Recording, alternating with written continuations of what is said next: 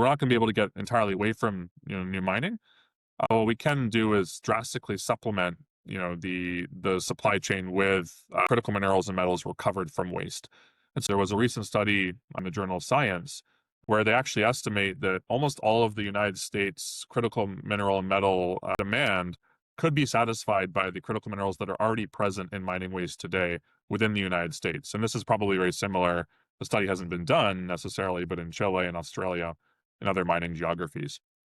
And so it's definitely possible. Those materials are sort of divided between being present in liquid waste, like tailings or acid mine drainage, and solid waste, like waste rock piles that are, plentiful in all these large assets around the US and around the world. And so what SiTration can do is sort of on two fronts. So the first really low-hanging fruit for us is that existing liquid waste that's just sitting there in tailings ponds. It's an operational liability. And so that's sitting there for the taking, huge. The second piece where a lot of those minerals are still stranded in that solid rock. What SiTration does is say, okay, we're not going to be able to take that waste rock directly into our system.